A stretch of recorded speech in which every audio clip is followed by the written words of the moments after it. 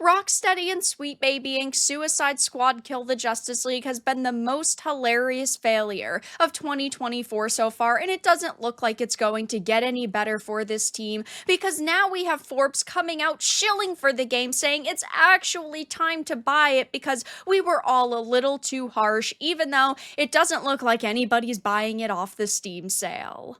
I have a few different things to show off, but before we get into the topic, if you enjoy the content I create, check out the links in the description, join the community in my live streams, and consider supporting through Patreon or YouTube memberships. Now, this is, of course, a game I've talked about a lot on this channel. I did a full playthrough of it. It was a nightmare. It was not a good game at all whatsoever. It was not even worth close to the $70 price tag they slapped on it. And honestly, now that it's on sale, for the Steam sale, of course, it does not even deserve this price tag. As you can see, they are trying to sell it at 70% off for $20.99. It is not worth this. It is a $5 game maximum. It is grindy. The story is really mediocre. The gameplay is bad. There were lots of bugs and glitches. Overall, just not an experience I would recommend to even my worst enemies.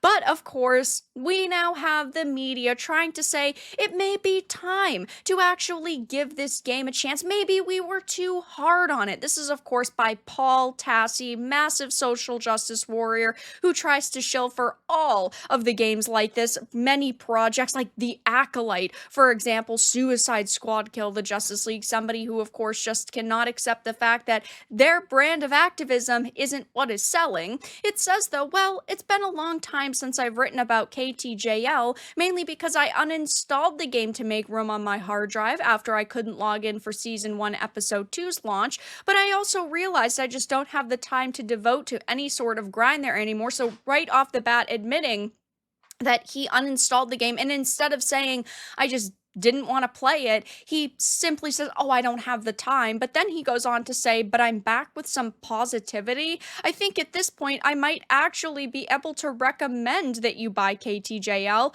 No, it's not better per se. Same campaign, same lack of encounter diversity in character kits, but it's cheap now. Just $20 during a 70% off Steam sale. So he is trying his very best to twist this into a positive story, even though you can tell he does not like it. It's like somebody told him, you need to write an article about this game, you need to try to sell some copies of it, and that's all he's doing. He's putting in the least amount of effort possible into this article, and by just saying, oh, it's cheap means you should buy it, does not mean you should actually buy it. Just because something is cheap does not mean that it warrants you swiping your credit card. This game is not a good product. It is plain and simply a massive disappointment compared to the other Arkhamverse games, and I hate saying that this is part of the Arkhamverse, and well, you would think maybe after articles like this being written and journos trying to shill for Rocksteady, Sweet Baby Inc., and KTJL,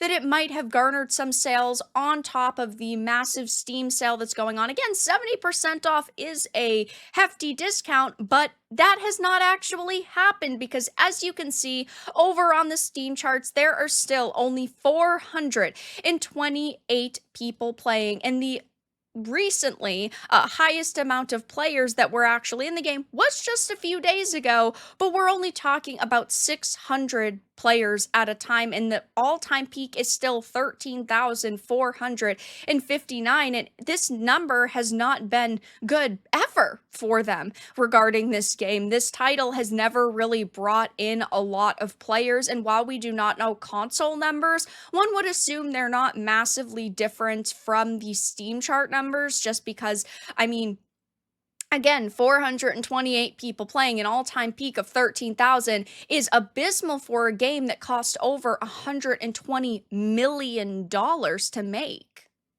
Now, taking a quick peek on Steam at the reviews, the overall reviews are actually sitting at a mostly positive, but keep in mind there aren't very many. There's 5,700, and given the fact that a lot of people did not purchase this game, that's actually a pretty good amount. It is mostly positive. It has definitely gone up because it started at overwhelmingly negative, but the recent reviews, so reviews from people who most likely purchased it from the sale, are sitting at mixed. And surprisingly, or maybe not surprisingly, if you've actually watched trends when it comes to video games, there are a lot of ones that are thumbs up, but they're simply saying, I enjoy, thanks. It's good, nice game, and very beautiful world to discover. Like very generic reviews that I personally look at and instantly think of a bot, not a real human being. But there are tons of not recommendeds here saying game does not run well. 4090 gives a basic experience, 6 out of 10, average looter shooter. In comparison to the Arkham series, same universe and developer, it is a major disappointment. I have said from the get go, if this was a standalone game and it did not have to do with the Arkhamverse, people would not have been as harsh. But when you have this legacy that you have to continue, these characters that you're only going to see one more time. Unfortunately, this is Kevin Conroy's last performance in a video game. We had such high expectations, and it was a massive disappointment. I really wanted to like this game, but honestly, it's a mess. I couldn't even bring myself to finish it. The story just doesn't grab you, and half the time it feels like they're trying too hard. I was expecting some serious badass moments, but nope, it falls flat. And hey, like I said, I have live streamed the full game, and it was a massive disappointment. It is one of the worst rated games that I have had to stream on this channel, and I tried to give it a shot, like many, sweet baby in games or titles that I don't think I'm gonna like. I still try to give them a chance, but most often they disappoint, and Suicide Squad was a just completely lackluster experience that I regret having to sit through and play.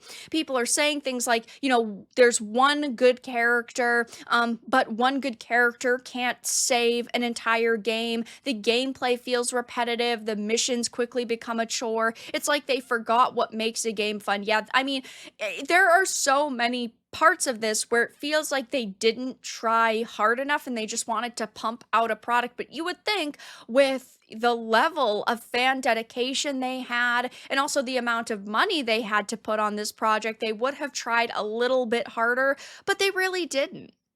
And as you can see, yes, there are quite a few recommendeds. And if you purchased it and you liked it, I'm glad that you're enjoying it. I want people to enjoy video games, but it's just not a game that I enjoyed, that clearly many other people did not enjoy. And obviously, when it comes to the player numbers, there weren't a lot of individuals who really gave this game a chance. And now we've got the media trying their very best to say you should go out and you should purchase Kill the Justice League because it's on sale. But I highly recommend you stay away from it and you don't waste your money on this garbage experience.